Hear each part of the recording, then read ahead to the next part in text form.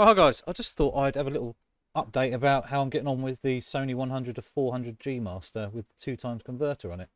And as you can see there, it's pretty good for video. I mean, I'm wobbling around a bit there, but for the planes flying over, it was pretty cool to see. So 800mm or sort of 1200mm if you put it into crop mode. So that's pretty cool. And a few birds in the trees.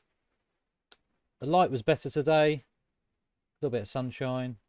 For a while anyway, but it's still low, so I haven't really got the power of sort of more of the spring summertime sun, so I'm a little bit limited unless you whack the ISO up a bit, but still work pretty well. And the autofocus really quite snappy, especially in video. It works really nicely.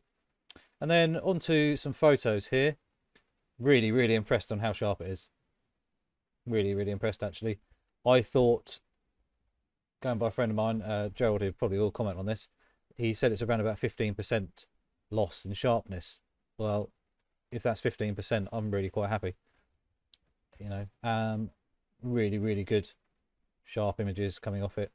The odd one or two I've missed focus or not had quite enough shutter speed where I've got a little bit of movement.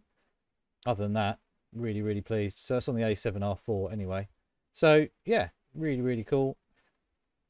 Yeah, the depth of field is quite nice, and even though you're shooting at f11, it just pulls the whole bird into focus. So you've got enough depth to give a real sharp image of the actual animal quite easily, even if you're relatively close. So some of these are sort of 25-30 feet away, which, you know, some of the birds are a bit skittish, so they just bugger off. But this one here is cropped in quite heavily, but worked really well. Really quite pleased on how well it was coping, and the way the autofocus worked. I autofocus working on the blue tits and the robin quite well. Up in the sky, unfortunately, as you crop in or zoom in on there, you obviously get a little bit of noise in the sky where my shutter speed was a little bit too fast. So the sky's a lot darker than it would be normally. Other than that, and yeah, really pleased on how well it was focusing. That was the most important thing, because if you're shooting at f11, obviously there's a lot less light coming in, which obviously possibly could cause you focusing issues, but absolutely not here. Not a trouble at all. Even when I was focusing into the sort of dark, bushy trees, you know, into behind the leaves and stuff, where some of the birds were actually sitting even out of the sunlight. So really impressed on how well it's actually worked. And like I say, you can see it's sharp. There's no extra sharpening added into the raw or anything like that. I've just left it as was. So yeah, really quite pleased. Even sort of ISO 3200 on a couple of the shots, with a little bit of the D noise.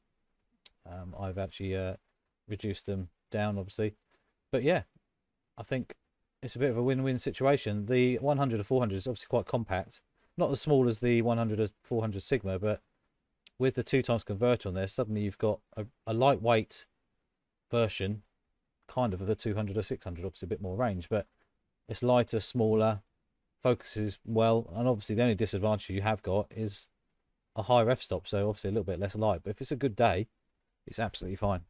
So, and the worst comes to worst, I can just take the 2x converter off and then crop in a bit later if need be. So really pleased, like I say. If you've got any questions about this lens or you want me to do anything with it, please feel free to ask. Don't forget to click the subscribe button, little notification bell, and obviously comment below, see what you reckon, and let us know. See you soon.